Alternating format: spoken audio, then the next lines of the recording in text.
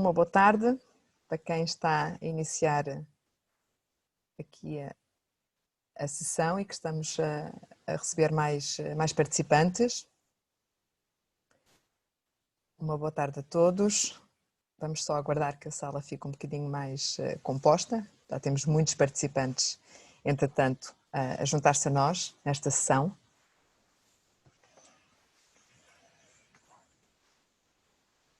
Uma boa tarde então, sejam bem-vindos à quinta sessão do segundo ciclo do programa de webinars para a administração pública, que decorre até dia 29 de maio. O tema de hoje é a criação de equipas de trabalho transversal. Para dar início à sessão, convido a Senhora Secretária de Estado da Inovação e da Modernização Administrativa, a Doutora Fátima Fonseca. Boa tarde a todas e a todos. Espero estar audível. Está audível. Muito obrigada. Muito boa tarde. É com muito prazer que estou uma vez mais convosco num dos webinars promovidos pelo INA e por todos os seus parceiros, na verdade, no quadro do Plano de Trabalho Colaborativo. O tema de hoje é um tema particularmente caro às pessoas que gostam da gestão de recursos humanos, que acreditam na inovação e no seu potencial transformador das organizações, de qualquer tipo de organização. O Guia de Apoio à Criação de Equipas de Trabalho Transversal, eu diria que é um dos projetos emblemáticos do Plano de Trabalho Colaborativo. E é um dos projetos emblemáticos por várias razões. Em primeiro lugar, porque é um guia que diz respeito a um tema particularmente importante para as dinâmicas de inovação na administração pública, a colaboração, e em segundo lugar, porque reflete a experiência rica de todos os participantes neste projeto. Estamos a falar de 23 pessoas, de 13 entidades que colaboraram na preparação deste guia, e este guia vem refletir o trabalho que foi desenvolvido ao longo das últimas semanas, neste período Covid, o período em que a administração pública teve que se reinventar com muita rapidez para garantir resposta pronta a um conjunto de desafios que inesperadamente teve que enfrentar, que lidar e que superar com assinalável sucesso. Gostaria de sublinhar duas ou três coisas que acredito serem fundamentais no quadro da discussão que vão ter ocasião de desenvolver ao longo da próxima hora. Recordar que o Plano de Trabalho Colaborativo permitiu desenvolver 22 projetos e neste Plano de Trabalho Colaborativo estiveram envolvidas mais de 70 pessoas de mais de 20 entidades, não só da administração pública, mas também do setor social, da academia, do universo privado. E este Plano de Trabalho Colaborativo é, na verdade, um testemunho vivo da administração pública que se transformou para gerir o presente, é certo, mas com os olhos postos no futuro. E os modelos de trabalho colaborativo são, de facto, particularmente importantes porque representam uma nova forma de olhar para a grande organização da administração pública, para olhar para os modelos de gestão da administração pública e para olhar para a forma como a administração pública tem capacidade de entregar valor, o valor de que a sociedade precisa a cada momento. E os modelos de trabalho colaborativo são um desafio, porque num universo regulado como é o universo da administração pública, muitas vezes mais regulado, na verdade, na cabeça das pessoas do que no papel, e é importante que se diga isto com toda a clareza, nós temos que encontrar as formas de melhor olhar para a latitude que temos para gerir as nossas organizações na administração pública. E os modelos de trabalho colaborativo permitem encontrar estes espaços de liberdade que, no contexto da regulação da atividade do setor público, permitem criar valor através das fronteiras das organizações, sem colocar em causa as estruturas organizacionais existentes, sem substituir as estruturas organizacionais existentes, mas coexistindo com elas e sabendo criar valor a partir dessas estruturas. Ora, esta capacidade reforçada para responder que encontramos no trabalho colaborativo permite atuar de forma célere, com eficiência, mobilizando recursos e mobilizando competências que muitas vezes não sabemos onde estão. A colaboração permite fazê-las emergir e permite não só encontrar áreas de maior eficiência na atuação, mas ao mesmo tempo que encontramos eficiência na atuação, também desenvolvermos novas competências e alavancamos a motivação das pessoas para, em conjunto, criarem valor, criarem respostas, responderem aos desafios. Ora, trabalhar de forma colaborativa é necessário, trabalhar de forma colaborativa é positivo, trabalhar de forma colaborativa também envolve desafios que temos que abordar com eficácia e com pragmatismo. E este guia vem dizer de forma muito desapaixonada e pela voz das pessoas que colocaram a mão na massa e estiveram ao longo destas semanas a gerir de forma absolutamente diferente, em muitos casos, das formas convencionais de gestão na administração pública, vem enunciar os testemunhos individuais, vem enunciar os testemunhos das organizações, das suas organizações, quando envolvidas em processos colaborativos, e vai enunciar os mecanismos que permitem estimular a dinâmica colaborativa. E porquê é que nós precisamos de estimular a dinâmica colaborativa? Porque precisamos dela, não só para ultrapassar as exigências que a estabilização e a recuperação da economia nos colocam à nossa frente, atento o quadro gerado pela Covid-19, mas também porque hoje temos os desafios originados pela Covid-19 e amanhã teremos quaisquer outros. E o que importa é que consigamos reforçar o trabalho colaborativo como rotina, porque o trabalho colaborativo na administração pública existe há muito tempo e muitas organizações, acreditando no potencial do trabalho colaborativo, desenvolvem essas dinâmicas há longos anos, mas muitas vezes não de forma muito visível e muitas vezes de forma até não patrocinada. Portanto, nós precisamos colocar na agenda da gestão pública a colaboração e precisamos reforçar o trabalho colaborativo como rotina de funcionamento normal na administração pública. Ora, desafios que são enunciados por esta equipa e que eu espero que possam ser debatidos no decurso desta sessão. Alguns desafios e vou apenas identificar aqueles que me chamaram mais a atenção. Como identificar as pessoas para as envolver numa equipa colaborativa, como organizar o trabalho no quadro de uma equipa colaborativa, quais as ferramentas que podemos utilizar, sobretudo quando a colaboração se desenvolve num ambiente de trabalho à distância, como liderar as pessoas e as equipas para concretizar resultados, mantendo o foco na criação de valor, quais as competências que trabalhadores e dirigentes devem desenvolver para que o futuro seja ainda mais colaborativo, independentemente de quaisquer formatos organizacionais que a administração pública possa ter em termos formais. Em suma, como tirar partido desta capacidade colaborativa, como internalizar esta dinâmica de funcionamento na administração pública, que é, na minha perspectiva, uma dinâmica muito menos processual e muito mais relacional, como transformamos a colaboração num poderosíssimo motor, numa alavanca da inovação. E a terminar, não posso deixar de assinalar o forte compromisso do Governo com a inovação na gestão da administração pública. Aliás, hoje mesmo foi publicado um despacho de 2 membros deste Governo, desta área governativa, que vai reforçar a equipa de coordenação do sistema de incentivos à inovação na gestão da administração pública e reforçar a equipa com novas competências, com novas responsabilidades, com muita ambição, para que encontremos as melhores fórmulas para inovar na gestão das pessoas, nos modelos de gestão da administração pública e no desenvolvimento de ambientes de trabalho positivos e produtivos.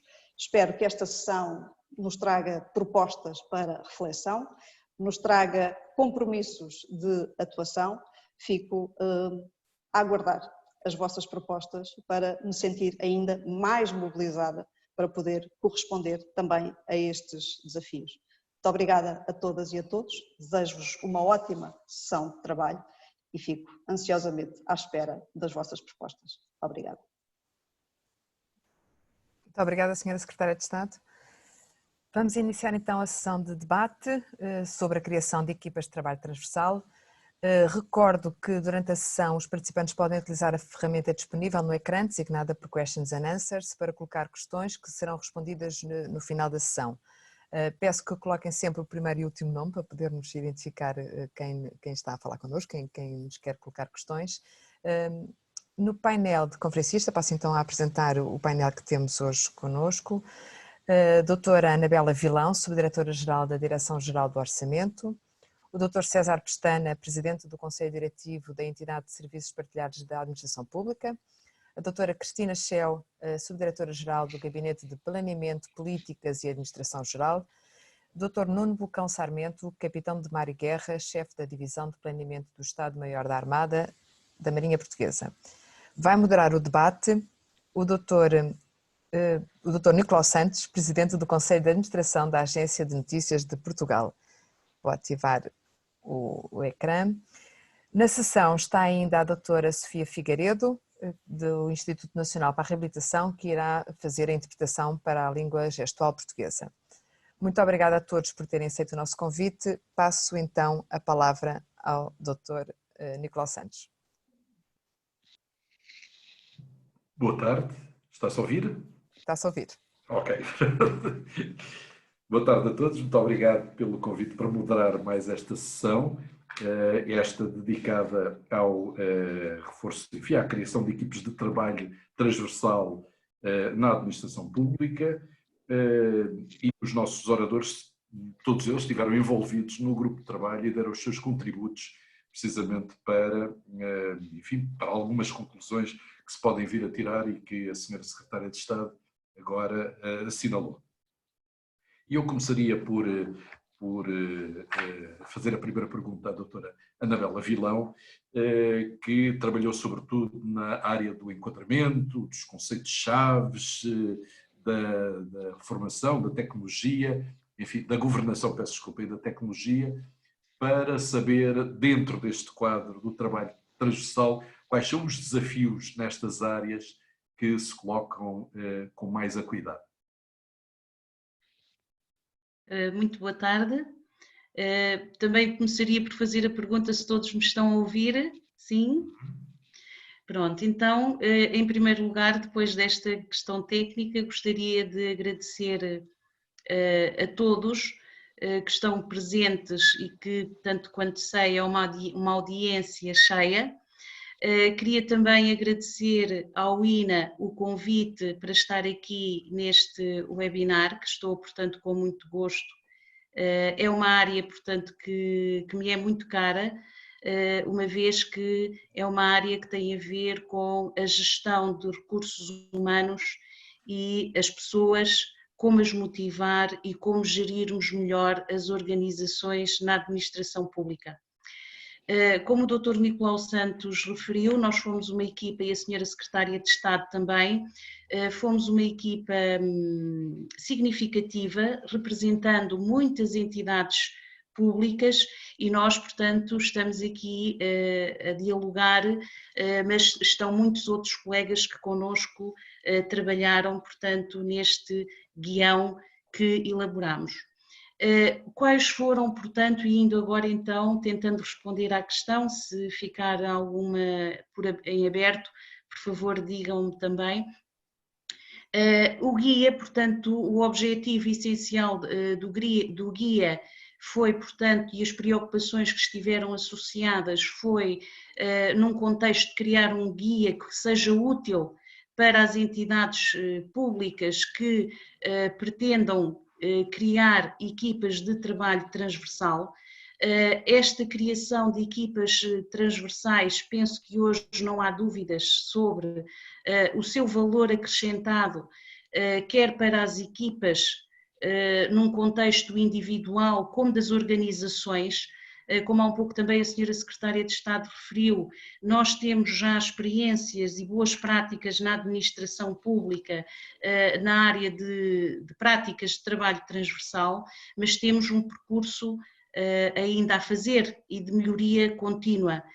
Melhoria contínua, portanto, para podermos prestar um melhor serviço público.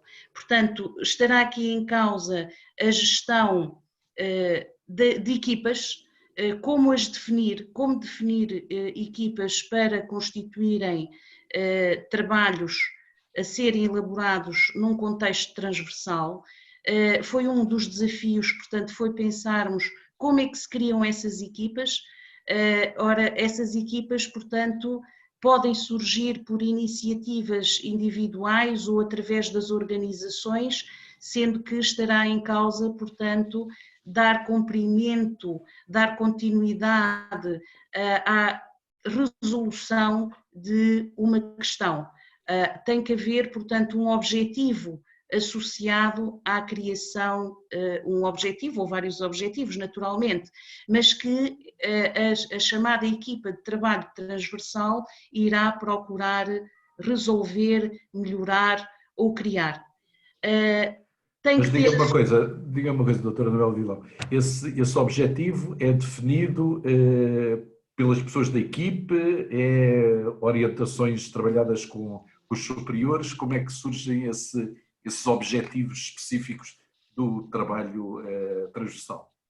Sim, esses objetivos, portanto, têm que surgir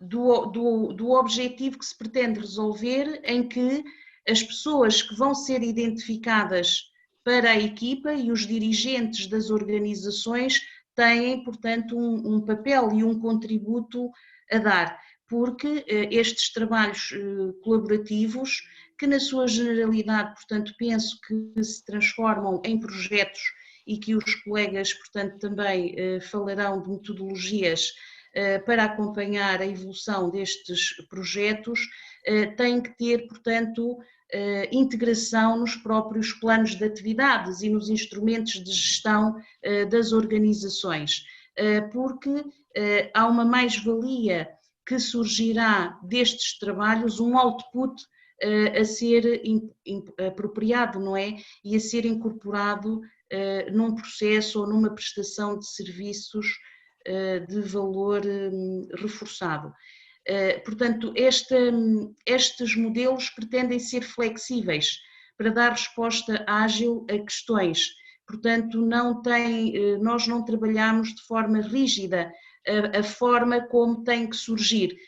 Podem surgir por iniciativa dos trabalhadores e em muitos casos eu diria até que essa é uma das proatividades que estes tipos de trabalho trazem, que é as pessoas terem sentido crítico face àquilo que fazem no seu dia-a-dia, trazerem para dentro da organização. Temos aqui um processo, uma atividade, uma tarefa que pode ser melhorada e para a melhorarmos precisamos de interagir com outras entidades públicas, com outros departamentos dentro da organização.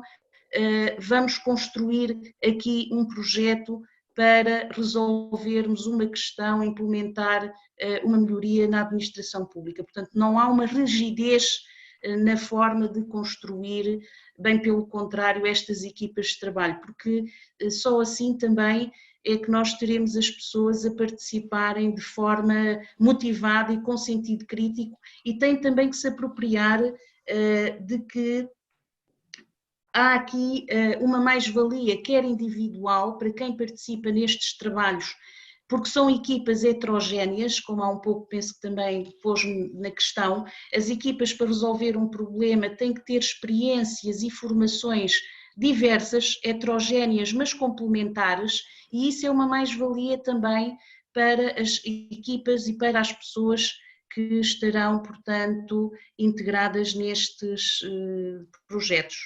Portanto, tem de haver uma avaliação do projeto, do interesse do projeto, e depois a definição dos perfis das pessoas que vão integrar e a constituição das equipas. Sim, sim. passar por aí. Muito bem, eu vou dar a palavra ao Dr. César Pestana. Uma das questões que se coloca nesta criação de equipas de trabalho transversal é o modelo de governação destas equipas. Como é que ele irá ser feito, as tecnologias que estarão disponíveis e que terão de ser utilizadas para concretizar, e depois, eventualmente, passarmos desta fase em que houve, digamos, uma explosão de processos destes pouco estruturados ainda ad hoc para algo um pouco mais estruturado, algo que esteja mais consubstanciado. Certo. Obrigado, Cláudio. E também agradecer ao INA e cumprimentar os colegas de painel e aproveitar também para cumprimentar todos os restantes 20 que não estão aqui hoje, mas que estiveram na elaboração do trabalho conjunto que fizemos neste guia. Eu acho que o Nicolau tocou nas questões principais, ou seja, aquilo que o grupo de trabalho tentou fazer quando elaborou este documento foi exatamente criar algumas ferramentas, alguns instrumentos que permitam facilitar que outras entidades que queiram gerar iniciativas, identificar ações, identificar iniciativas, tenham alguns aceleradores do processo. Ou seja, como é que eu consigo perceber se isto é uma iniciativa transversal, qual é o nível de complexidade que esta iniciativa transversal tem, e aí criamos um conjunto se quisermos, de listas de verificação, qual é o valor do orçamento envolvido, quais são as partes interessadas que estão envolvidas, qual é o número de entidades diferentes que estão envolvidas no projeto, e assim ele será um projeto mais complexo ou menos complexo. E isto depois retira-se daqui, que para fazer parte destas equipas de projeto, assim nós teremos que encontrar no contexto das nossas organizações pessoas com determinado perfil de maturidade nas diversas áreas de competência que são necessárias. Também aqui achamos que havia necessidade de criar mais um instrumento, ou seja, de criar um instrumento que ajudasse a identificar o que é que são perfis de maturidade, e fomos buscar alguns frameworks, alguns modelos europeus, mas também aproveitar aquilo que já está disponível nos modelos de avaliação da própria administração pública, com o CIADA, e nomeadamente valorizando os parâmetros de avaliação de competências que já estão previstos no próprio modelo do CIADA. E como é que esses parâmetros podem ser uma boa fonte para identificar competências-chave para pessoas que estejam a ser envolvidas nos próprios projetos transversais. E isto depois também criar aqui alguns alertas, ou seja, alguns indicadores. Um projeto com um elevado nível de complexidade merece, com certeza, que existam skills de gestão de projeto, de gestão de risco, de gestão da mudança, algumas competências-chave que devem ter um nível também de maturidade elevado para acompanhar a complexidade desse projeto. E esse é também outro dos alertas que deixamos, ou seja, não devemos endereçar projetos de diferentes complexidades com uma estrutura apenas. Temos que ter cuidado nessa identificação. Finalmente, as questões das tecnologias de suporte. Como é que nós nos organizamos para responder a este contexto? E eu aí diria que este contexto extraordinário que vivemos com a pandemia nos criou um acelerador muito elevado, ou seja, hoje todos somos utilizadores destas ferramentas de videoconferência, todos sabemos se a nossa VPN está a funcionar ou não está, se os nossos computadores têm os requisitos ou não têm necessários para podermos promover estes trabalhos, e adicionalmente também a isso, estamos muito mais atentos à forma como podemos desenvolver ferramentas para poder partilhar informação. Ferramentas de gestão documental, ferramentas de portal de partilha de documentos, ferramentas de partilha de ficheiros. Portanto, há um conjunto de tecnologias que estão hoje no mercado, que estão hoje muito divulgadas, que são ferramentas fundamentais para o desenvolvimento desta lógica de trabalho transversal, independentemente do facto de estarmos num modelo em que estamos recolhidos em casa ou não, porque no futuro, outra das coisas que também o grupo identificou neste modelo operacional é de que a utilização destas ferramentas tecnológicas aproxima as pessoas e, portanto, permite que um conjunto de reuniões que são muito difíceis de ter, porque os interlocutores para estas reuniões são difíceis de encontrar, se possam juntar rapidamente e esclarecer dúvidas, questões, e portanto o custo, diria, o custo de setup da reunião, o custo de criação de uma própria reunião, de criar um grupo, baixou significativamente com esta inovação tecnológica. E portanto, enfim, o que ficou desta relação conjunta é como é que nós estruturamos agora o processo, como é que nós aproveitamos esta nova forma de funcionar e de trabalhar, criou vantagem, e como é que tentamos formalizar isto. E isto leva-nos um pouco a um modelo de gestão, um modelo de governação de maior enquadramento. E como é que as diversas organizações se podem juntar para identificar as iniciativas, quebrar as questões verticais dos silos organizacionais, partilhar as diferentes competências que têm e estabelecer regras de funcionamento que têm que, obviamente, permitir que quem participa nestes grupos transversais tenham um nível de responsabilização e um nível de empowerment e um nível de relacionamento superior àquilo que é o funcionamento normal da equipa funcional, hierárquica, com um reporte muito próximo do chefe hierárquico. E esse é também o que nós podemos concluir é que esta experiência, enfim, como a senhora Secretária de Estado disse, já existia vários exemplos de trabalho colaborativo, mas esta experiência que o Covid-19 levou todas as entidades públicas e privadas, no fundo, a adotar, está a levar na administração pública a uma maior informalidade, uma menor rigidez nos processos hierárquicos para desenvolver projetos. Sim, eu acho que sim, e revejo-me completamente no que o Sr. Secretário de Estado referiu. Acho que há um outro fator que também é interessante verificar, que tem que ver com a própria transparência do relacionamento, ou seja, a partir do momento em que nós estamos muito mais próximos uns dos outros, entramos e saímos nestes processos colaborativos, percebemos melhor o que é que são os objetivos que cada um traz para estes grupos transversais e também entendemos, porque percebemos que temos que ser mais transparente na partilha desses objetivos.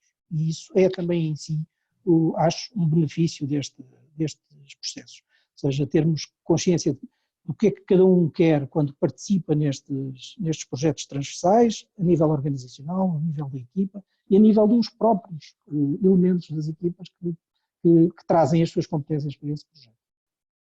E desse ponto de vista eu acho que é mais um benefício. Nós na ESPAP, enfim, porque temos no desenvolvimento da nossa missão muito a obrigação de trabalhar em conjunto com outras entidades, vivemos isso, já vivíamos isso com alguma intensidade, mas sentíamos que o processo era muitas vezes ad hoc, umas vezes corria melhor, outras vezes corria pior e nem todos estávamos alinhados nos instrumentos que são possíveis de utilizar para podermos facilitar o processo destas equipas transversais.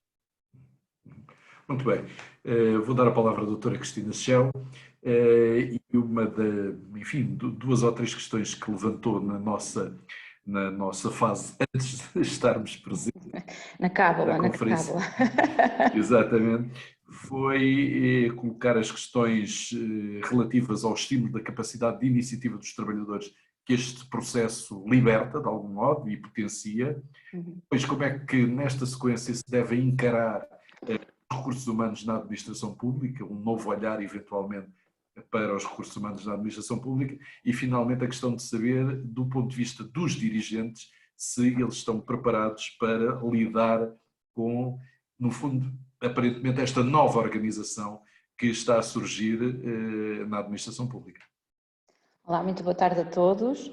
Um cumprimento especial à Sra. Secretária de Estado, que agora já está com outros a fazer, a todos o painel que aqui presente, que foram os meus colegas que participaram na equipa de trabalho transversal que fez a proposta do guia de constituição de equipas de trabalho transversal à Secretária de Estado, aos que estão aqui presentes, muito obrigada pelo trabalho colaborativo eficaz ao máximo que nós tivemos num curto espaço de tempo de reflexão que nos foi feito esse desafio e é um agradecimento que eu também quero deixar ao INA em participar, eu com o resto das outras pessoas da minha equipa, neste projeto da criação de equipas de trabalho transversal. Eu fico bastante feliz com o anúncio que a Sra. Secretária de Estado hoje fez com a publicação do despacho que reforçou o compromisso do Governo na aposta da inovação e que reforça os meios do sistema de incentivo à administração pública, porque isto é um sinal que nós precisamos de colher dentro das nossas organizações, dentro das nossas pessoas e dentro da forma como nós temos que gerir a administração pública no presente e no futuro. Trabalhar neste projeto de gestão colaborativa em ambientes de crise levou a que nós tivemos a necessidade de nos reinventar e tivemos necessidade de transfigurar um pouco de uma maneira não muito organizada, como disse o César, às vezes, a forma de trabalhar internamente. Nós temos que ver esta forma muito mais flexível de trabalhar internamente como uma oportunidade para criar valor internamente nas competências dos trabalhadores, no incentivo que damos aos trabalhadores quando eles veem que as suas organizações estão alinhadas transversalmente num objetivo comum de trabalhar de forma colaborativa para encontrar projetos com interesses comuns e que vamos, com comunhão de esforços, criar valor acrescentado à economia, às empresas, aos cidadãos, à resposta à nossa missão. E concordo com o que o César há pouco disse, há vários silos que nós temos neste momento que quebrar e a nossa forma de trabalhar nestes últimos 2 meses é o derrubar completo de um silo que nós tínhamos dos arquétipos comuns de forma rígida de funcionar internamente e, aliás, com este projeto nós vimos que de uma forma muito flexível conseguimos ultrapassar aquilo que no normal funcionamento das organizações talvez poderíamos demorar mais tempo a concretizar este produto, objeto da discussão de hoje. E o que é certo é que este silo já está a ser quebrado pelo sinal que a senhora Secretária de Estado nos deu na sua exposição inicial, está e deve ser acompanhado pelos dirigentes quando eles veem na organização da sua planificação anual estes projetos como uma mais-valia e como uma forma de acrescentarem valor às suas organizações e incentivo aos seus trabalhadores que ao integrarem este tipo de iniciativas vão ser uma mais-valia no futuro internamente nas organizações, porque vão trazer o robustecimento das suas competências quando estão em painéis diversificados, como foi o nosso caso neste grupo de trabalho, com experiências e com competências que resultam numa maior eficácia e rapidez em chegarmos ao produto final. É necessário mudar mentalidades, porque realmente o nosso cumprimento e a nossa forma de organizar a planificação anual dos nossos trabalhos normalmente baseia-se no cumprimento das nossas obrigações, como missão, como organizações, nas várias áreas governativas que aqui estão representados. Mas eu penso que é a altura de nós vermos mais além, de sairmos da nossa zona de conforto, talvez desta forma conservadora, hermenêutica e muito rígida de ver as organizações de uma forma egoística, só do cumprimento da sua missão, e passar para um paradigma de transversalidade em que as vantagens competitivas que é trazido para a organização é de todo produtivo e é uma mais-valia para os trabalhadores. Dar a abertura aos trabalhadores de poderem participar neste tipo de trabalhos transversais colaborativos é um acréscimo adicional de incentivo, de melhoria das competências, de valorização individual do trabalhador e uma mais-valia para todos, o coletivo, a organização, áreas governativas e no total na administração pública. Portanto, não será necessário criar prémios ou outro tipo de incentivos. A satisfação de trabalhar desta forma só por si justifica o empenho dos trabalhadores em novos projetos que venham a aparecer. Acho que o incentivo de aprender e de dar um contributo em algo que até nem é saindo da sua zona de conforto, porque pede-se que os trabalhadores, ao participarem nestas equipas multidisciplinares e interorganizacionais, tragam um aporte das suas competências, aquilo que nós identificamos como sendo o melhor para o produto que é desejável atingir, com um projeto que seja, que estejamos a montar, possibilidade do trabalhador de se ver em novas equipas, de conhecer novos métodos de trabalho, de reforçar as suas competências e experiências que no normal funcionamento do seu dia-a-dia rotineiro, dificilmente nós como organização unívoca e fechada conseguimos dar oportunidade aos trabalhadores só meramente no cumprimento das suas missões e das suas obrigações para com as tutelas e para com as suas áreas governativas. É uma oportunidade que todos temos que aceitar e modificar internamente nas nossas planificações e dar oportunidade ao desafio dos trabalhadores das nossas organizações. E considera que da parte dos dirigentes a ideia que este trabalho cruzado e entre ajuda pode levar à perda eventual da sua influência, da sua área? É natural porque, como referi anteriormente, é natural que ainda estejamos um pouco fechados nos arquétipos egoísticos de concretização dos nossos objetivos diários, mas acho que neste momento em que nós vivemos estes últimos 2 meses, a oportunidade que é dada ao país, a oportunidade que é dada aos organismos da administração pública e a oportunidade que é dada a todos os cidadãos para repensarem a sua forma de estar nas organizações, no contributo que eles podem dar dentro dos pequenos núcleos e em núcleos mais alargados, têm que ser aceitos pelos dirigentes e vistos como uma oportunidade, porque terem trabalhadores satisfeitos e motivados nas suas equipas é a melhor coisa que nós podemos ter. Muito bem. Dr. Nuno Sarmento, da sua parte, trabalhou sobretudo nos desafios, enfim, ponto para o futuro que daqui resulta deste guia, os princípios e as áreas de colaboração possíveis, a dinâmica que as entidades devem ter ao trabalharem conjuntamente. Pode-nos fazer um balanço da sua participação neste grupo e aquilo que retirou de mais importante? Muito boa tarde. Queria começar por agradecer a oportunidade e o convite para estar aqui.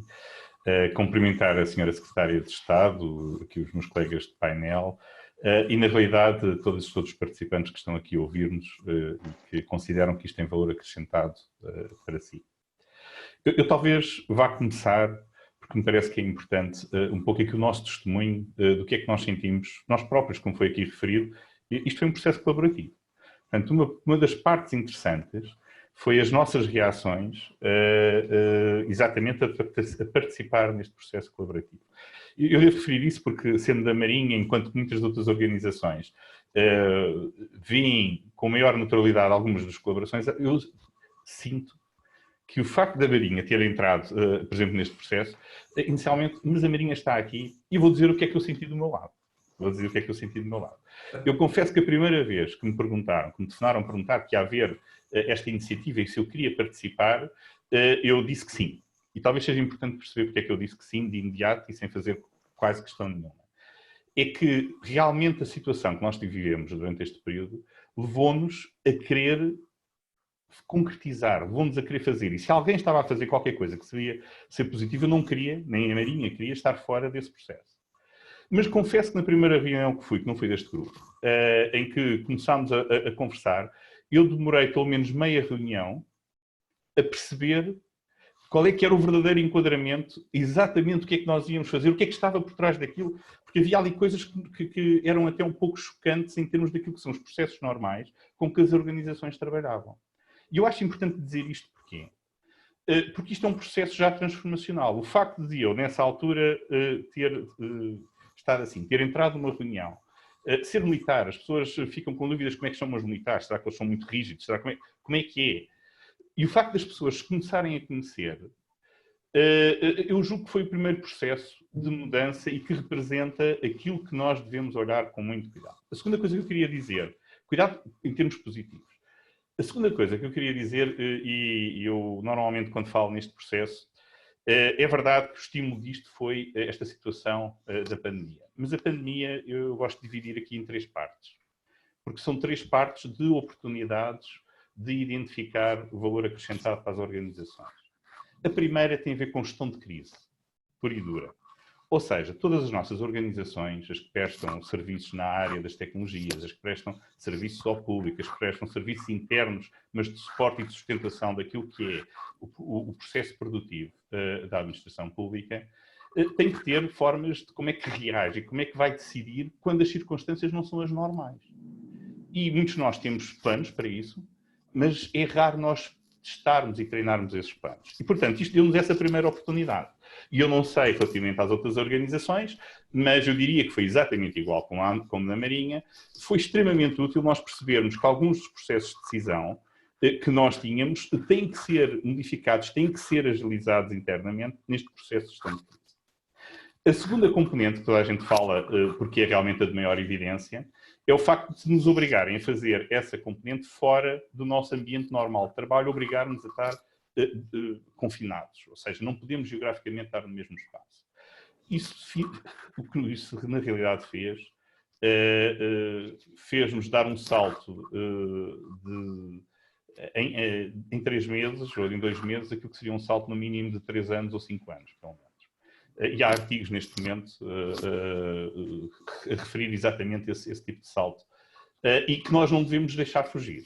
Isto obrigou-nos a que algumas das dificuldades que naturalmente nós consideraríamos a implementar coisas que já estavam pensadas, já estavam apresentadas até no programa de governo como sendo uma das áreas fundamentais, já estavam até interiorizadas em muitos dos projetos internos das nossas organizações, mas de repente tivemos que os agarrar e implementar rapidamente. E passar a fazer coisas de pessoas que se calhar achávamos que iam resistir, não resistiram, tiveram que seguir.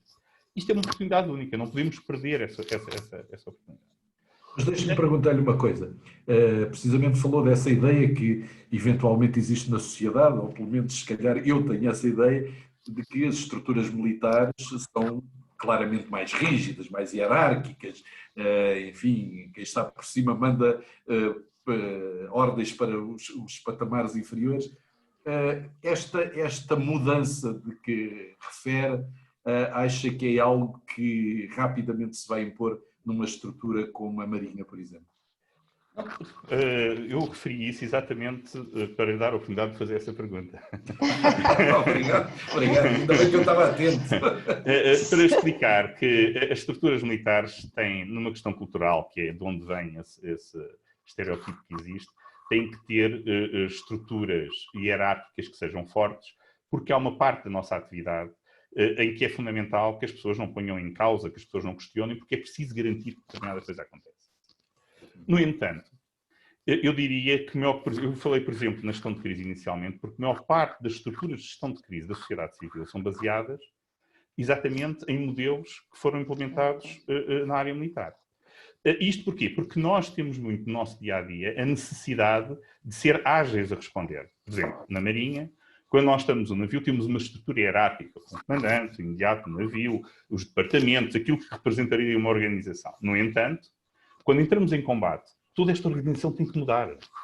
Porque estamos todos a trabalhar com um único objetivo, que é garantir que as ameaças que o navio tem, que nós conseguimos combatê-las, quer em termos externos, quer em termos internos, que temos a comida, que temos a energia e que temos as armas ou o que for necessário para a nossa missão. Temos a capacidade de ir aos navios ou acudir, por exemplo, quando estamos a falar da salvaguarda de vida humana no mar. E o que é que isto significa? A nossa estrutura já está preparada para mudar. Nós temos uma estrutura hierárquica e uma estrutura funcional.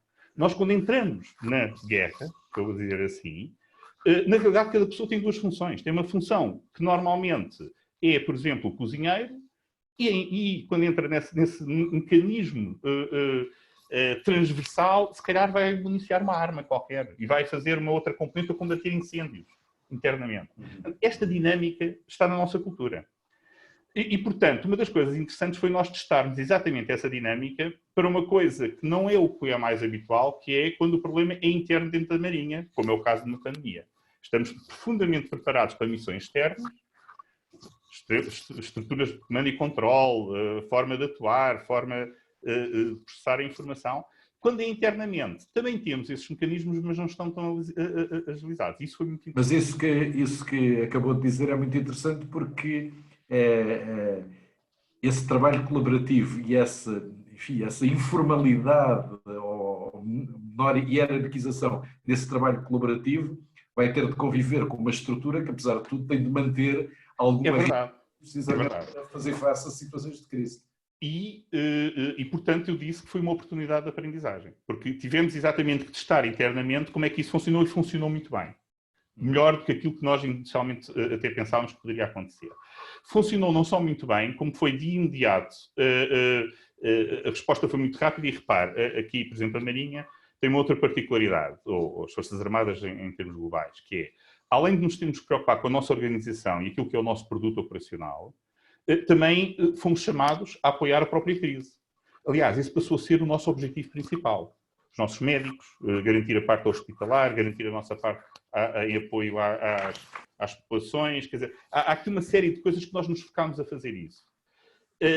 Mas o que é que eu quero referir com este, para também não me perder aqui da minha linha de ação, de pensamento, que é toda esta dinâmica, porque na Marinha, que acaba por ter que ter muitas fases, repare, nós temos a parte operacional, mas também temos a parte da tecnologia, que corresponde a algumas das organizações que aqui estão.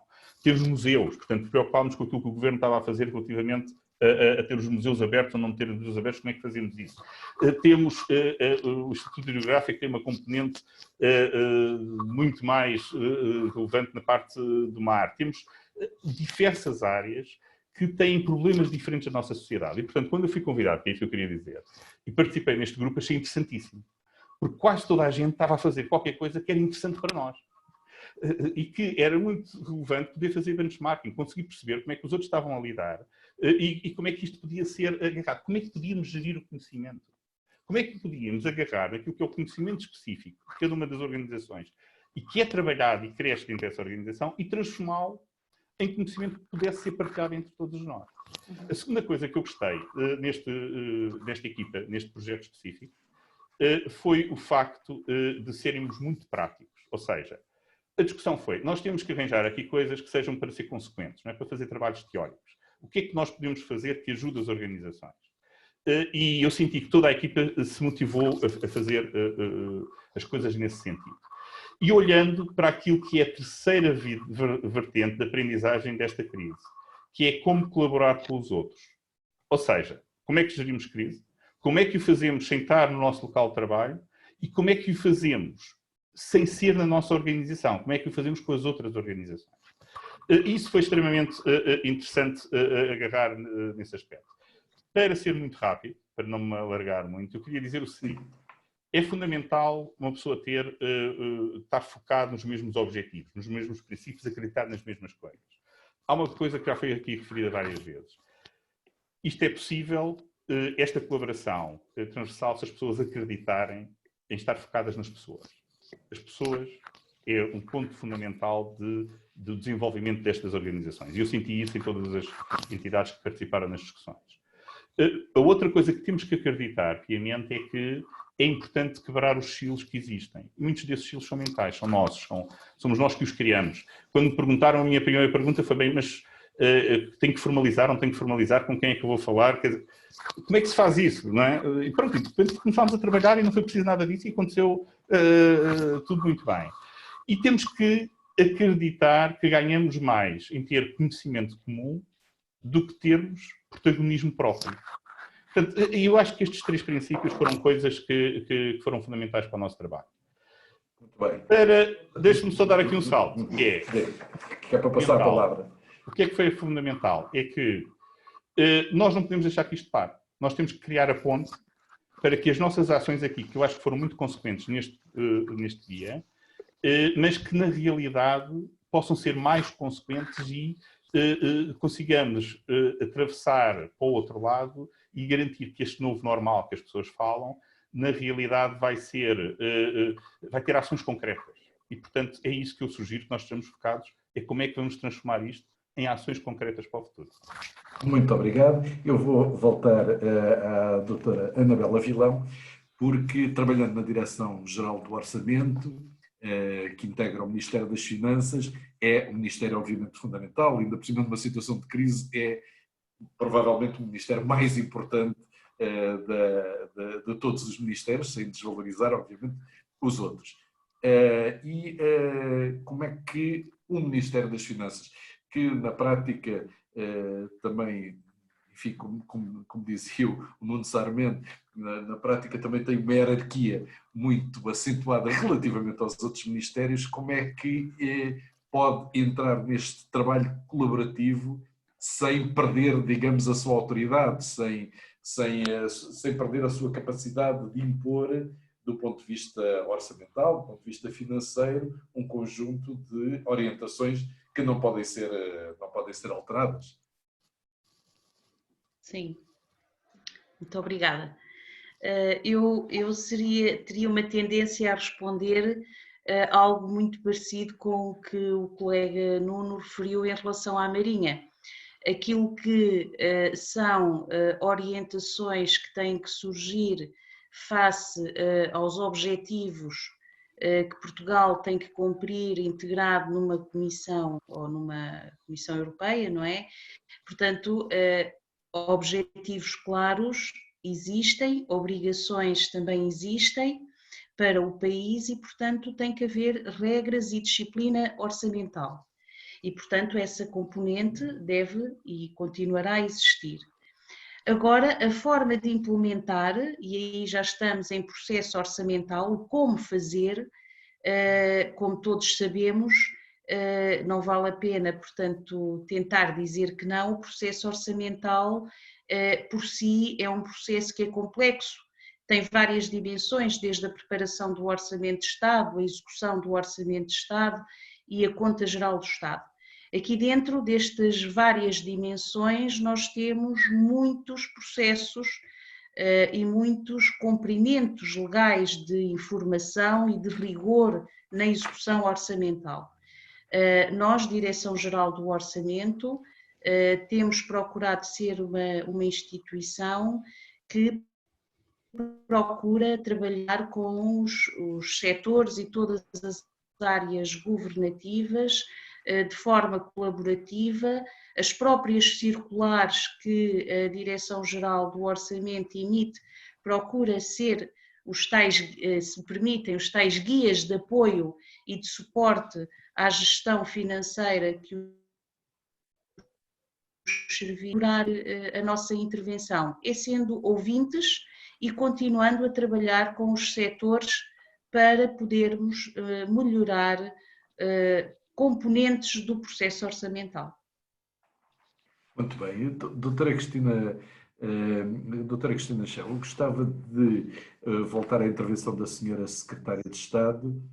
Ela identificou 5 desafios: a identificação de pessoas, a organização de trabalho, as ferramentas a utilizar, a capacidade de liderar pessoas, a liderança das pessoas e as competências a desenvolver. Destes 5 desafios, que eventualmente serão todos importantes, cada um por si, mas qual considera aquele que eventualmente será mais difícil, ou aqueles que serão mais difíceis de pôr em prática? Identificar as pessoas, a própria administração pública se organizar para aceitar este desafio, elas próprias chegam ao desafio.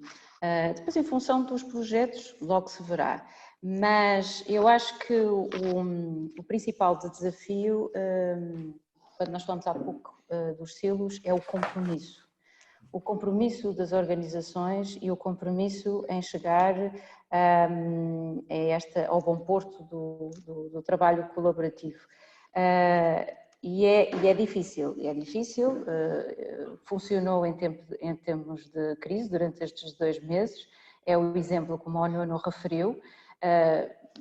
E agora, pegando na pergunta que fez a Anabela, nós, o nosso exemplo, não gastamos dinheiro nenhum, foi só a internet, ligamos a internet, uns em casa, outros nos seus postos de trabalho, por isso em termos de gastos financeiros, a administração pública não gastou recursos com eventuais ajudas de custo de cada dirigente ou trabalhador a sair das suas organizações para nos juntarmos num sítio qualquer para reunirmos e produzirmos este produto. Por isso ganhamos eficácia nesse resultado, mas pegando nos desafios enunciados pela senhora Secretária de Estado, acho que o compromisso da liderança em aceitar esta nova forma de estar internamente nas organizações e no conjunto da administração pública é o desafio que eu acho que é o mais difícil de concretizar, porque temos que sair do nosso estado confortável do dia a dia. E realmente temos que utilizarmos destes exemplos como uma mudança paradigmática para o futuro. Mudarmos os nossos comportamentos e, como dizia o Nuno, utilizarmos isto para sempre. E a ponte tem que ser criada. Doutor Sérgio Pestana, pode ser que esteja enganado, mas quer no outro webinar, neste, pareceu-me a entender das suas palavras que, apreciando muito o que foi feito nestes 2 meses, entende que agora está-se na fase em que se deverá enquadrar, digamos assim, o que aconteceu para que ele possa correr livremente, mas dentro de certas baias, digamos assim, de certas regras. Entendi bem ou isto não é uma preocupação sua? Sim, acho que entendeu, mas não na ideia de que é preciso formatar aquilo que foi criado numa lógica de criação de valor. Ou seja, eu acho que a questão que foi colocada também relativamente à questão orçamental e financeira que surge, eu acho que nós temos que nos orientar sempre por uma lógica de criação de valor, seja ela pela redução dos custos que já existem, seja ela pela reafetação dos recursos. E, portanto, se nós construirmos esta racional, esta lógica de que nos estamos a orientar para a execução da nossa missão, e de que forma é que conseguimos criar mais valor para a administração pública, para o cidadão, para as empresas, para todos os que participam nela, acho que temos aqui vários ângulos, várias dimensões que podemos atuar para podermos obter o melhor destes grupos que, por terem competências tão diversas e tão variadas, são tão interessantes de ver funcionar em conjunto, porque elas vão complementar-se e vão acrescentar muito todos uns aos outros. A minha preocupação é de que não se perca este valor, ou seja, é de que vamos incorporar isto que aconteceu, que foi também resultado, no caso, de um processo extraordinário, mas tentar incorporar nos processos formais este benefício. Porque se nós não criarmos essas rotinas, essa forma de absorver este novo modo de funcionar, é possível que ele depois também se perca à espera de um novo excepcional que nos permita outra vez repensar este formato. E, portanto, a minha preocupação... Aliás, a senhora Secretária de Estado disse precisamente que um dos desafios era reforçar o trabalho coletivo. Precisamente. E, portanto, eu acho que estes princípios orientadores, estes princípios de funcionamento, é muito importante que sejam depois incorporados em instrumentos que permitam esta continuidade neste novo modo de funcionar. Eu acho que isso é fundamental que venha a ser construído e penso que será. E acho que é muito importante que venha a ser construído. Há um outro tema que eu também acho que gostava de dar aqui um ponto que tem que ver com a participação das pessoas. E eu acho que, de facto, as pessoas saem muito valorizadas na forma quando participam nestes projetos transversais e nestes projetos multidisciplinares. E depois há aqui também, muitas vezes, as preocupações de como é que elas coordenam isso com a sua operação normal e como é que elas coordenam isso com o seu trabalho normal. E mais uma vez, eu entendo que se nós garantirmos o alinhamento entre aquilo que são os objetivos das organizações que estão a cooperar, dos projetos que estão a ser colocados, e se tivermos a capacidade de escolher bem as competências, as senioridades e as pessoas que estão nestas equipas, os seus objetivos individuais também vão ser respondidos.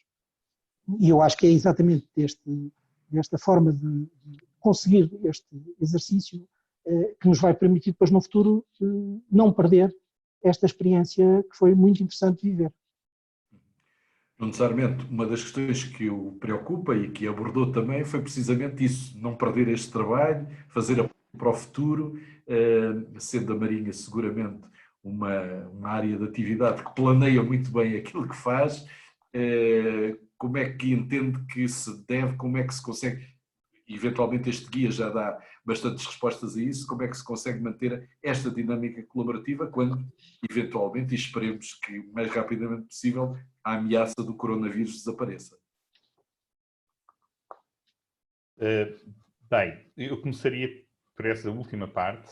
Eu parece-me que nós vamos ter que nos adaptar para viver com parte desta realidade por um período mais prolongado do que aquilo que se possa pensar. Isto não é uma questão de que tivemos aqui um pico e de repente as coisas vão voltar à normalidade. Há aqui coisas novas que vão passar realmente a ser o nosso novo normal e se calhar vamos ter que arranjar uma normalidade que funcione mesmo com alguns riscos que vamos ter que geri-los diariamente. No entanto, referiu muito bem, vai haver aqui um momento, que já estamos a fazê-lo, de desconfinamento, de fazer com que as pessoas comecem a retomar a sua vida, e se conseguimos gerir isso de forma a que o país seja capaz de fazer face ao número de pessoas que ficam infectadas e o nosso sistema de saúde se comportar bem, quer dizer, nós vamos evoluindo positivamente e de uma forma estruturada que obriga algumas coisas. Por exemplo, a Marinha obriga a manter disponível a componente de apoio exatamente à gestão da crise que antes não estava ativa, ao mesmo tempo que vamos continuar a fazer aqui outras atividades. Mas como é que nós podemos dar o passo? Que essa é a pergunta de base. Bem, aquilo que este grupo discutiu muito, e eu julgo que foi extremamente interessante, eu resumiria a dizer o seguinte: bem, temos que começar a agir. Temos que deixar de olhar só para aquilo que pode ser feito e quais é que são os conceitos, mas temos que fazer coisas que algumas delas, ou a maioria delas, já fazíamos antes. Temos é que ser explícitos naquilo que queremos fazer. Temos que concordar temos que concordar com os princípios. Eu diria que temos que concordar com o princípio da colaboração, em que é positivo para as nossas organizações, há valor acrescentado em que consigamos colaborar entre nós. Temos que acreditar no princípio da interoperabilidade, e isto é uma das coisas que foi referida várias vezes nas nossas conversas, que é, por vezes, nós desenvolvemos as nossas organizações, mas não temos o cuidado para garantir que isto vai funcionar bem com os outros todos e que conseguimos, e sentimos agora, não é? Quer dizer, a quantidade de plataformas, como é que trocamos informação, sabemos agarrar e gerir o ciclo de informação, ou seja, agarrar em dados, passar em informação, trabalhar e ter conhecimento. Será que conseguimos fazer isso de uma forma mais transversal? Isso implica, obviamente, confiança nos outros. Exatamente. Implica que haja um relacionamento de organizações e os relacionamentos das organizações dependem das pessoas que se relacionam também. E, portanto, alguém referiu, esta questão da colaboração vai obrigar a que entre no próprio planeamento estratégico da própria organização. Cada uma das organizações tem que definir que um dos seus objetivos, uma das coisas em que acredita, é que há valor acrescentado para a sua organização em ter processos colaborativos para aprender, ser mais eficiente, ser mais eficaz e criar valor para a sociedade. Esse é um dos pontos. Tem que acreditar que é bom ser transversal, ou seja, há competências que uns podem ter e que eu não vou ter, e não posso ficar triste por não estar à frente nisso, mas tem um valor acrescentado ao agarrar e pôr a coisa, o processo todo completo e ter uma resposta comum. E se nós acreditarmos nesses princípios, o que nós temos que fazer a seguir é, na realidade, dar passos. Toda a gente nestes seminários, nestes webinars, eu tenho ouvido perguntar: mas será que somos capazes? Será que voltamos atrás? Será que os líderes estão... São perguntas óbvias e naturais. Eu diria que temos que dar o primeiro passo. Todas as grandes caminhadas começam com o primeiro passo. E esse primeiro passo tem que ter aqui três dimensões. Tem que ter a dimensão de enquadramento, e a de enquadramento tem muito a ver com as áreas governativas e com aquilo que se promove para que aconteça. E eu diria que nós estarmos aqui, eu diria que ter acontecido este plano de trabalho colaborativo demonstra que fizemos coisas nesse sentido que não eram, se calhar, aquelas que muitas das pessoas concordavam ou achavam que iam acontecer. o facto de nós termos conseguido, todas as organizações com que falámos, em períodos muito pequenos, uma semana, 2 semanas às vezes, ter passado daquilo que era a nossa atividade para uma atividade no ambiente digital, também era uma coisa que não se acreditava, e nós conseguimos. Portanto, eu acho que há aqui uns primeiros passos e dúvidas que existiam que nós, na realidade, temos nos portado bem a mostrar que somos capazes. O que é que nos falta? Falta perceber que o concentrar-nos no retomar da nossa vida não pode ser concentrar em fazer as coisas que fazíamos antes, e temos todos que ser proativos a garantir que isso acontece. E repare, nós não precisamos de mais ninguém, senão nós próprios, para colaborarmos uns com os outros. Como foi dito, todos nós já temos aqui atividades em que colaboramos uns com os outros. Temos é que arranjar uma forma simples, que não condicione muito, mas uma forma simples que nos ajude a ter isso de forma facilitada. E que as pessoas possam conversar e que possam apresentar aquilo que são coisas de interesse em qualquer área, e se houver um número de entidades suficientes para considerar essa coisa de interesse, então desenvolver um projeto, desenvolver coisas mais simples ou projetos mais complexos. Temos as ferramentas, eu diria mas temos que ter a vontade e temos que dar esse passo. Eu creio, e estou convicto daquilo que foi a experiência neste grupo, que nós vamos dar esse passo. Muito bem. Bom, estas plataformas, aliás, é que nos permitem estarmos aqui todos reunidos neste webinar, e eu agora vou dar a palavra à doutora Elsa Belo, que já deve ter várias perguntas para os nossos oradores. Se a Elsa ler um pacote de 3 perguntas, nós depois distribuímos o jogo. Sim, recebemos algumas questões. Eu vou colocar aqui 2, uma vez que elas se complementam e têm basicamente o mesmo tema de base. Questão colocada pela Rosa Afonso, e então ela pergunta, faz esta observação: estando os trabalhadores envolvidos mais focados nos objetivos do projeto, como se articulariam estas prestações com outros objetivos que eventualmente lhe tivessem sido propostos, dado que não se pode descurar o direito ao desligamento? A Cláudia Soares coloca-nos a questão: como manter a motivação e foco da equipa quando as atividades do projeto colidem com as restantes atividades que os membros têm de assegurar diariamente? Como conseguir que o projeto não fique prejudicado pela dispersão dos elementos da equipa? Qual a experiência que tem existido em contexto não Covid?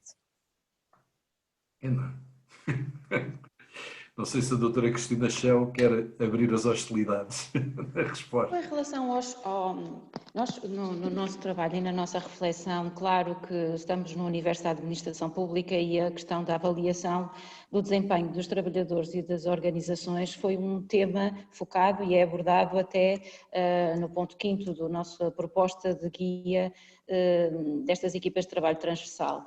E nós não vimos um entrave na regulamentação que está atualmente em vigor à existência destas equipas de trabalho colaborativo, quer seja na avaliação do desempenho dos trabalhadores, quer seja no compromisso que a administração tem, as organizações têm em reconhecer o trabalho desenvolvido pelos trabalhadores nestas equipas e neste trabalho transversal e colaborativo, quer seja mesmo até nas próprias organizações, em sede do quadro de avaliação e da responsabilidade nos instrumentos de estratégia que as organizações têm. Já falamos muito aqui que é necessário dar um sinal e quebrar o silo, e os vários silos, e começando pelas organizações, inscrevendo então nestes instrumentos estratégicos, damos um sinal a todos os trabalhadores que a organização está focada e considera que é uma mais-valia para o cumprimento até da sua missão participar neste tipo de trabalhos colaborativos e transversais e interdepartamentais até. E isso, claro, há instrumentos no normativo legal que regula e que segura os trabalhadores que todo o seu desempenho junto destas equipas e destes projetos são objeto de avaliação e de contributos positivos para serem incluídos então no sistema de avaliação dos trabalhadores. E não vimos inicialmente que seja um entrave e que seja necessário até alterar as circunstâncias legislativas atualmente em vigor. No que respeita ao foco em que os trabalhadores estão no cumprimento das suas tarefas normais dentro das suas organizações e participando nestas equipas de trabalho transversal, nestes projetos, é de bom senso que um gestor e um líder, falando agora na parte das lideranças das equipas e no compromisso em participar dentro das organizações e com as suas equipas e com os seus trabalhadores, há que gerir com bom senso as atividades que um trabalhador tem e o cumprimento das suas responsabilidades para com a organização e para com o projeto. Se o projeto envolve uma maior capacidade de absorção de tempo do trabalhador, não é expectável que uma organização tenha, de uma forma egoísta, vai exaurir o trabalhador com o normal tarefas que as pessoas têm dentro das suas organizações. Há que readaptar também, e lá está, todos nós, numa circunstância que tenhamos um colega nosso dentro das nossas organizações que queira participar e que tenha o direito ao desafio, como é óbvio, nós temos que verificar qual é as tarefas que esse trabalhador tem e equilibrar de maneira que ele possa responder com tudo. Não é expectável responder a e-mails às 2 da manhã, não é expectável, fui a primeira, Carlos, cada vez. Quebrou a regra. Não é expectável que uma pessoa esteja a trabalhar às 2, 3 da manhã, nós temos também que aprender, acho que todos nós vimos isso junto dos nossos colaboradores, nós também pecamos nas nossas atividades e no cumprimento das nossas responsabilidades em estender para lá do normal, humanamente possível até, do tempo que nós dispomos a trabalhar nestas formas virtuais e virtuais, mas temos que ter equilíbrio, trabalhar à distância, trabalhar em equipas multidisciplinares que se resolvem com uma chamada e com um webinar, conforme nós estamos a ter. Não precisa de haver um local físico, é preciso haver imaginação e é preciso, conforme o próprio guia diz e nos dá pistas, fazer um determinado forma de organizar um determinado projeto em função daquilo que é pretendido e em função das variáveis que existem. E o que é que nós podemos aprender com tudo isto? Que os trabalhadores portugueses são excepcionais. São excepcionais. Doutor César Pestana, calculo que não deve discordar destas palavras da doutora Cristina Schell, mas gostava de ouvir. Sim, absolutamente. Eu acho que a Cristina colocou os temas todos e, portanto, fica fácil concordar só.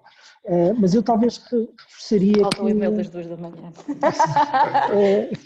Eu talvez só reforçasse que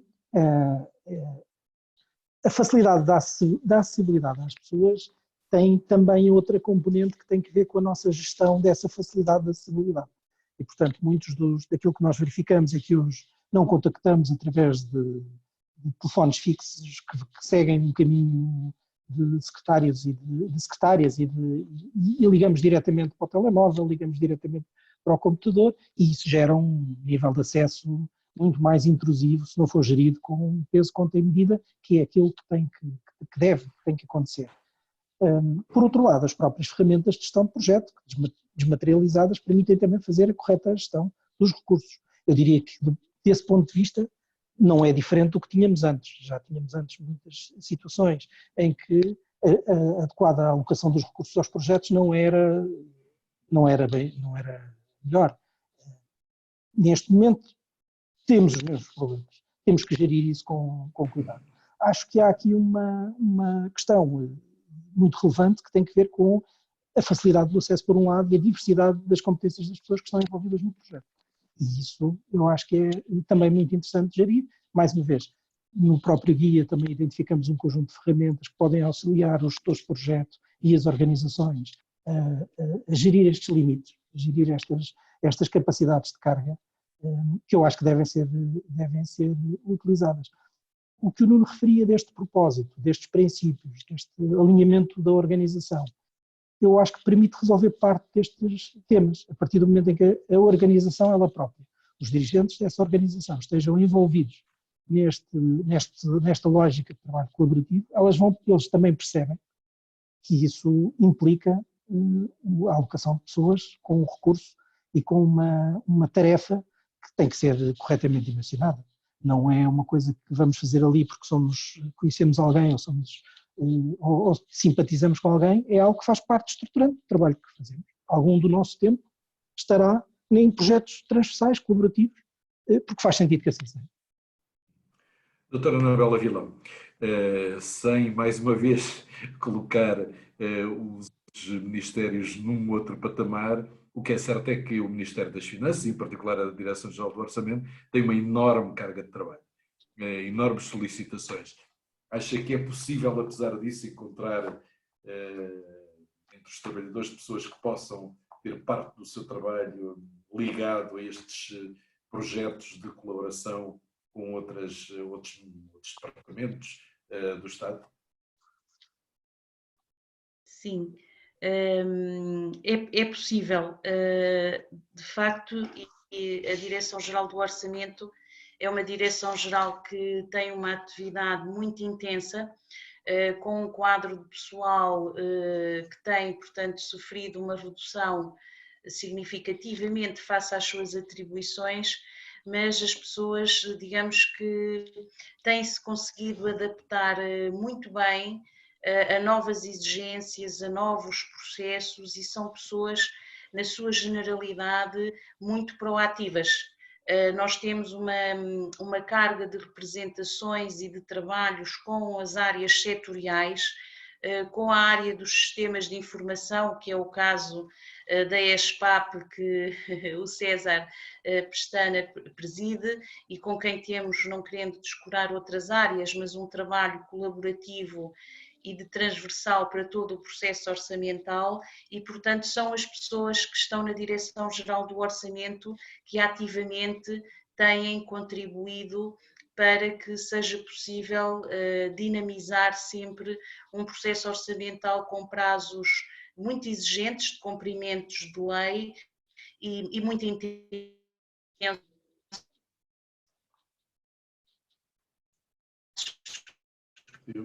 Não precisarei de descrever, mas que de facto as pessoas têm sido excepcionais e acreditar que... Eu peço desculpas, estou a perder o som. Sim, estamos a perder um bocadinho. Sim, está a haver mensagem de conexão instável. Então serei isso. Não sei se tinha concluído a sua intervenção, peço desculpa. Sim, tinha sim. Obrigada. Okay. Já agora, Nicolau, deixe-me só diga. Agradecer, obviamente, a intervenção da Anabela e também agradecer também ao Nicolau, porque a ESPAP é uma entidade tutelada também pelo Ministério das Finanças e da Modernização, mas pronto, tem-nos deixado fora dessa parte. Pronto, peço desculpa. As perguntas de dinheiro com os registros, César. Eu também não vou insistir nesse assunto. Não, eu vou mandar uma mensagem ao Nicolau para ele fazer estas perguntas difíceis. Muito bem, pode mandar. Bom, não necessariamente. Relativamente a esta questão, enfim, que foi colocada, qual é a sua opinião? Já foi basicamente, obviamente, tudo muito também referido, mas eu queria reforçar aqui um aspecto que é o seguinte. Nós, como foi dito, já temos processos colaborativos. E porquê é que esses processos colaborativos funcionam? E se calhar é o que nós devemos perguntar para ver o que é que temos que trazer de valor acrescentado para uma ação que seja concreta e que deve ser rápida para dar credibilidade aqui à nossa vontade de colaboração. Por exemplo, a Marinha participa atualmente aqui num processo colaborativo que envolve várias entidades, envolve a Presidência do Conselho de Ministros, envolve o Gabinete Nacional de Segurança, envolve a AMA e tem a ver com gestão estratégica. E nós não temos dificuldade em considerar, e nesse processo tivemos o prazer de já ter colaborado e participado com diversas outras áreas governativas. E há aqui um aspecto que eu gostava de realçar, que é, para nós e para essas entidades, não foi nunca um problema atribuir os recursos humanos, temporais, ou seja o que for, para este projeto.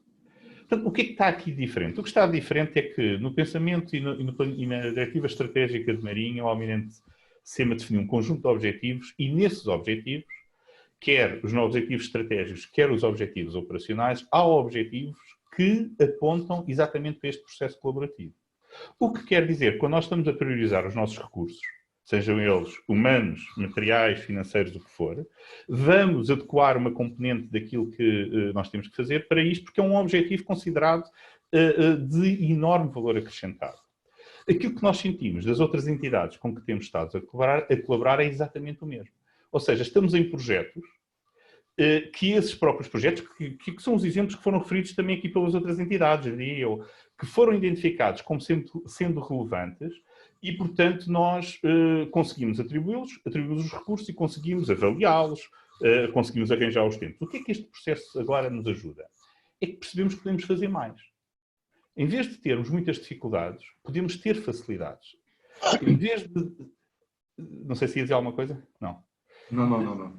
Em vez de nós termos que esperar e perceber como é que vamos falar com a pessoa A, B ou C, como é que vamos pedir autorização, se é preciso um protocolo, se as áreas governativas vão ficar zangadas umas com as outras, se as organizações ou o chefe direto vai sentir aquilo como um problema ou não. Em vez de nós pensarmos nisso, temos aqui um momento em que conseguimos partilhar coisas uns com os outros. E devíamos aproveitar para arranjar aqui esses mecanismos, que é garantir que nós, naquilo que são as iniciativas, sejam elas de conhecimento, partilha de experiências, lições aprendidas ou projetos concretos cooperativos para atingir determinados objetivos, temos que os estruturar, como foi referido, e depois eu acho que entra naquilo que já é o normal funcionamento das nossas organizações.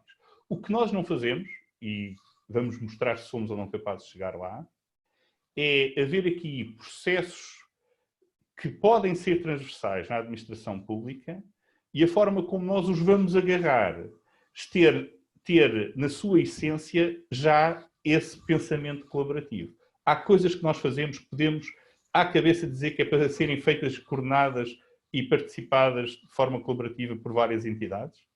Portanto, eu julgo que esse é o grande desafio. Muito bem. Vamos para uma segunda ronda de questões. Elsa Bell, que deve ter mais algumas para colocar aos oradores. Boa tarde. Está a ser um desafio, uma vez que quando há aqui uma seleção das temáticas que estão a ser colocadas, eu depois ouço a resposta desse lado, portanto já está a ser difícil, está a ser tão rica a conversa que torna-se um bocadinho difícil selecionar as questões, uma vez que as respostas estão a vir desse lado aí de uma forma muito natural. De qualquer forma, colocando aqui algumas questões que poderão estar aqui um bocadinho mais ao nível de desafios, de resposta, ou de alguma forma assim mais vocacionados para outras áreas.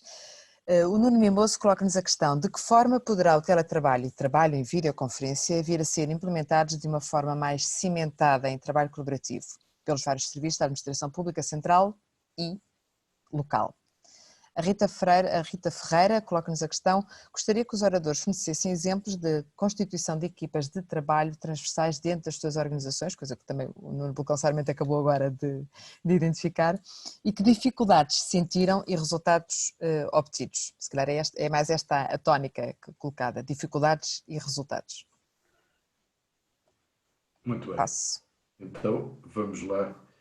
Não sei se vamos ter tempo para mais, suponho que esta vai ser a última ronda, mas relativamente à questão colocada pelo Nuno Mimoso, eu acho que César Pestana pode dar uma resposta relativamente a estas questões do teletrabalho e da espírito.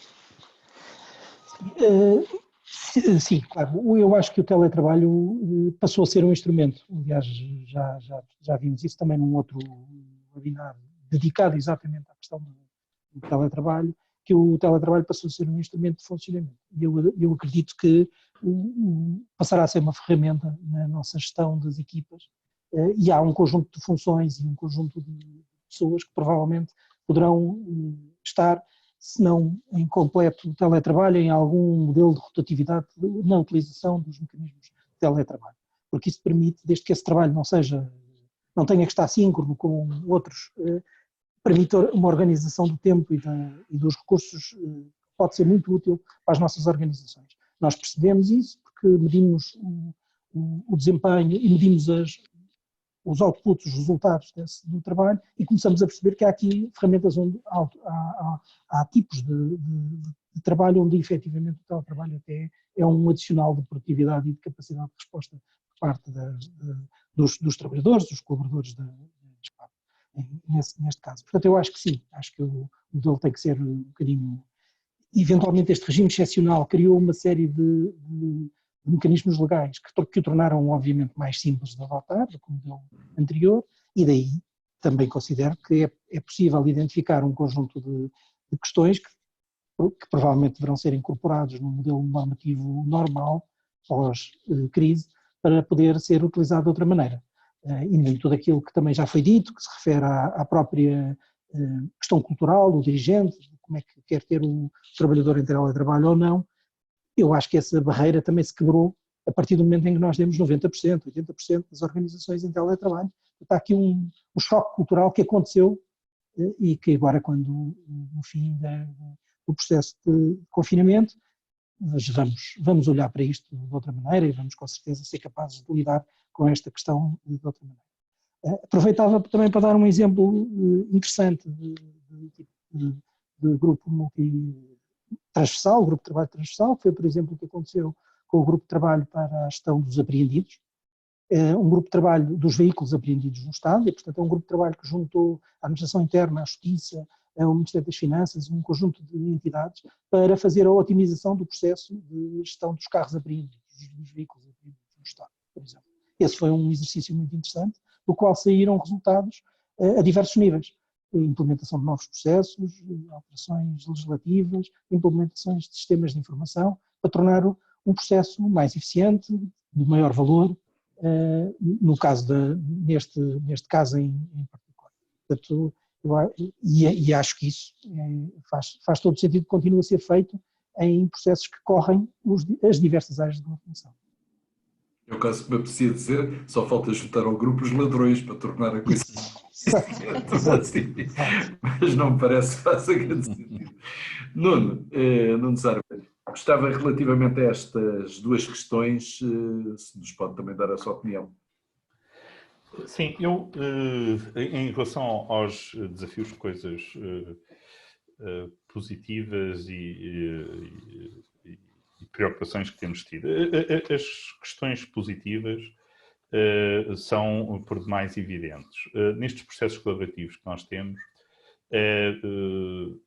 o que se sente é que há uma partilha de conhecimento, há coisas que têm valor acrescentado muito significativo para as organizações. E nós, quando fazemos estes processos que de arranque têm ou podem parecer que vão ter alguma complexidade no seu planeamento, mas o que eu sinto é que isso é o próprio processo de passar uma primeira barreira. O que eu sinto nestes processos que eu estou a referir, e estes processos, por exemplo, que eu estou a referir, tem uma questão que não é que seja um projeto transversal a determinadas áreas. O que é propriamente dito são áreas de interesse que estas organizações perceberam que poderiam beneficiar umas com as outras. Uns reconhecem competências no lado, outros reconhecem outras competências do outro lado, e junta-se as duas componentes para trazer um benefício maior e que possa potencialmente ser alargado. E este processo, o que nós sentimos em termos de benefício é que o primeiro contacto há o risco das pessoas terem algum desconforto, não estão habituadas. Mas, rapidamente, se passa um processo colaborativo, às vezes muito superior do que aquilo que nós temos entre partes das nossas próprias organizações. E traz valor acrescentado, porque o facto de eu encontrar determinadas realidades nas organizações que eu referi há pouco, e depois chegar dentro dos diferentes setores da Marinha, e explicar algumas boas práticas, explicar algumas coisas que acontecem, isso traz um benefício que é percepcionado e tem um impacto direto na forma como nós fazemos as coisas. Relativamente a que problemas é que nós sentimos nesta aproximação? Bem, um dos problemas é aquele que foi referido. Temos que estar preparados para receber e-mails caros de carpeta às 2 da manhã. Quer dizer, isto é uma das coisas que nós temos garantido. Ou seja, nós passamos para uma fase de que o trabalho perde as barreiras, às vezes, daquilo que é a atividade normal que nós tínhamos na organização. Pode haver situações que nos estamos a ter que adaptar e então com o teletrabalho, como estamos agora aqui a referir, são ferramentas que ajudam a achatar a organização, ou seja, nós rapidamente acedemos às pessoas, rapidamente pomos os diferentes níveis de decisão a trabalharem exatamente no mesmo problema. Nós não falamos, e para mim é uma área muito crítica, que não é só a ferramenta para comunicarmos uns com os outros. E nós normalmente, nesta colaboração que estamos a fazer, estamos a trabalhar só no primeiro nível, que é o nível de podermos chegar às diferentes pessoas. Mas depois agarramos e estamos normalmente a partilhar dados, ou ficheiros, ou seja o que for. Eu já insisti no passado, e nós estamos a fazer um esforço nesse sentido na Marinha, que é nós temos que dar o passo de alterar os nossos processos para transformar esses dados em informação e ter mecanismos de trabalho para isso dar conhecimento em apoio à decisão. E estas ferramentas permitem coisas brilhantes nessa área, que nós temos que aprender a explorar. E são competências, que são as tais competências necessárias para nós valorizarmos os nossos colaboradores no futuro. Portanto, esta necessidade de compatibilizar aquilo que era a nossa vida e aquilo que possam ser exigências acrescidas deste processo colaborativo, eu acho que é um dos desafios que realmente temos que os debater, se calhar de forma colaborativa. Como é que vamos ultrapassar isso? Não sei se eu deixei alguma questão que me tenha escapado agora. Oi, fiquei sem som. Não. Então vou dar a palavra à doutora Anabela Vilão também para a sua intervenção final relativamente a este tema ou outro que queira abordar. Sim, muito obrigada. Em relação à questão do teletrabalho, eu gostaria também, como já foi aqui referido pelos colegas, de dar o exemplo, portanto, ou referir o exemplo da DGO como tendo sido, portanto, também uma boa prática, digamos, uma instituição que em pouco mais de uma semana e meia conseguiu criar condições para estar 170 pessoas em teletrabalho. Isto exigiu, e respondendo à questão também do trabalho colaborativo, eu acho que só isto por si já é um episódio de um trabalho colaborativo, porque exigiu um esforço entre vários departamentos, não só das áreas da informática e tecnológico, mas da área dos recursos humanos e das áreas de processo, de negócio, digamos assim. Porquê? Porque tivemos que criar condições tecnológicas, tivemos que fazer ou melhorar alguns diagnósticos dos processos urgentes e como trabalhá-los e geri-los a partir de casa e como tratar a gestão da assiduidade, das justificações das assiduidades, dos atestados médicos, das idas fisicamente ao trabalho, das situações que careciam de idas presenciais ao trabalho e como é que isso se iria realizar. Eu acho que isto por si já é um exemplo de uma boa experiência de um trabalho colaborativo entre departamentos dentro de uma organização.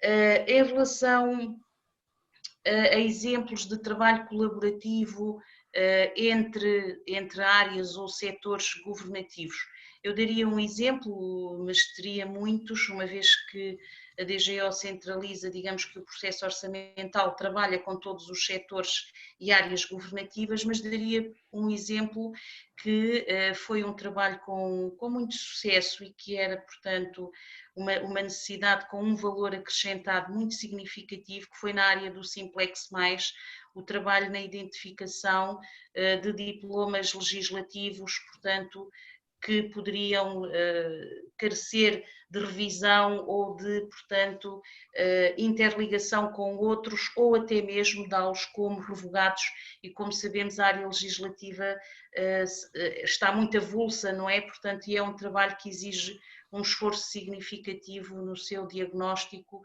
e na sua avaliação. Obrigado.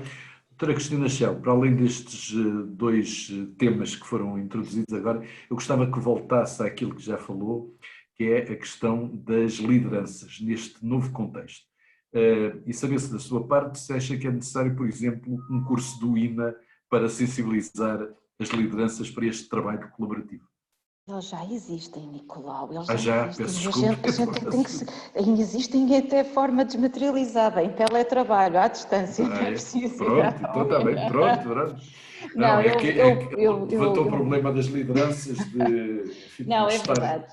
Eu pegando nas perguntas também que o Nuno Mimoso e dando um bocado um exemplo do que acontece aqui no Gabinete de Planeamento e Políticas e Administração Geral, que é uma entidade muito interessante, que é fruto da fusão em 2014 de dois organismos com genéticas completamente distintas. A Secretaria-Geral, o normal de apoio aos gabinetes membros do governo, o processamento de vencimentos que seria talvez para todas as organizações uma dor de cabeça, pôr as pessoas de processamento de vencimentos a trabalhar à distância, a financeira a trabalhar à distância, etc.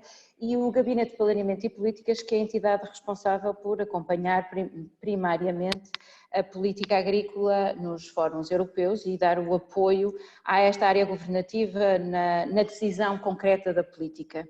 E nós temos equipas de transversais constituídas para, nomeadamente agora algo que é muito importante para o país, o próximo Programa Agrícola Comum, temos um plano prévio enquadrador para desenhar o modelo de governação e isto é interorganizacional, temos vários organismos da área da agricultura que contribuem para chegar a este produto que é para apresentar à tutela para depois a decisão política ser tomada do modelo de governação e ser apresentado na Europa. O que é certo é que o teletrabalho, na continuação deste projeto transversal, foi uma realidade, como é óbvio, o trabalho não parou, aliás até adensou-se o estímulo de chegar a etapas que se calhar até estariam mais atrasadas em função do consumo do nosso tempo com o normal funcionamento da organização. Mas o que é muito interessante, Nicolau e a todos, é que um grupo muito específico de trabalho intelectual, porque estamos a falar de técnicos superiores em que estamos a produzir, fazer análises SWOT, etc., em que a tecnologia foi um instrumento essencial para desenvolver etapas que nós tínhamos atrasadas. O que é certo é que a troca de ideias e o estarmos juntos numa mesma sala para presencialmente contribuirmos com uma determinada fase do processo que era necessário ultrapassar, nós sentimos a necessidade de estarmos juntos. E se bem que o teletrabalho é algo que todas as lideranças, acho que existe um mix agora em todas as organizações, temos as nossas organizações a funcionar em pleno, a 100%, cumprimos com a nossa missão, sem vermos os nossos colaboradores e sem estarmos com eles presencialmente.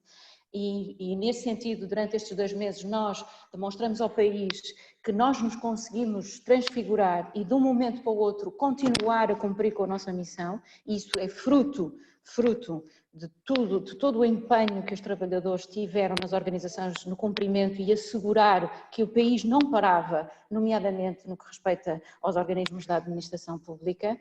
Mas eu temo que este afastamento total e completo dos trabalhadores para com o lugar comum onde se encontravam fisicamente, se possa no futuro perder um sentido de identidade coletiva. E se, voltando àquele exemplo, nós tivermos necessidade de estarmos em sala com 2, 3 metros de distância uns dos outros para, em brainstorming presencial, de uma maneira muito eficaz e rápida, chegarmos a um produto final para apresentar num prazo muito curto à Sra. Ministra da Agricultura, foi bom porque a parte da socialização do trabalho é importante, é muito importante. Temos esta nova ferramenta, não voltamos atrás, os líderes sabem disso, estão com as suas equipas a 100% disponíveis em casa, nas esplanadas agora, que podem ir para as esplanadas, apanhar um bocadinho de vitamina D e continuar a trabalhar connosco, um pouco mais em liberdade e com um pouco mais de menos receio e mais como é que eu ia dizer, com mais sorrisos nos lábios quando nós fazemos as nossas reuniões, as pessoas agora estão um bocadinho mais libertas. Mas o paradigma das organizações está quase que assente com a Marinha, com o César, NESPAP, com a DGO e com todos os organismos da administração pública, direta e indireta do Estado e a administração local. Nós conseguimos nos organizar e estarmos de forma diferentes. Mas também eu faço um apelo aos trabalhadores. Estar a 100% em teletrabalho, em deixarem de estar com os seus colegas, com os seus chefes, com os seus líderes, foi o que eu disse ontem aos meus colegas, os diretores de serviço, eu daqui a um bocado só vos vejo no lanche de Natal e tem que ser num Zoom que é para... E realmente acho que nós temos que caminhar a organizar-nos e a respeitar as inseguranças dos trabalhadores, a dar-lhes oportunidade a participarem nestes processos colaborativos em teletrabalho ou nas instalações dos organismos onde pertencem, mas aos poucos construir uma forma diferente, respeitando este ganho qualitativo que nós tivemos num curto espaço de tempo destes 2 meses. Por isso, sim, é possível fazer teletrabalho em projetos de trabalho colaborativo, mas às vezes faz falta estarmos juntos. Obrigado. Bom, eu penso que já passamos a nossa hora e vou dar a palavra a Elsa Belo para encerrar este webinar que terminou agora. Obrigada, Nicolau. Antes de encerrarmos, pedimos a vossa apreciação sobre esta videoconferência, preenchendo o inquérito que vai aparecer nos vossos ecrãs. Damos então por encerrada a sessão sobre a criação de equipas de trabalho transversal. Relembramos que enviaremos o certificado por e-mail aos participantes e que a gravação desta sessão será disponibilizada no canal do YouTube do INA. O próximo webinar realiza-se no dia 25 de maio, às 15 horas, sobre o tema Experimentação e Colaboração no contexto do trabalho à distância. Agradecemos a presença dos nossos convidados e de todos os participantes. Boa tarde e até uma próxima sessão. Obrigada, boa tarde. Obrigada. Obrigada. Boa tarde. Obrigada. Fiquem bem.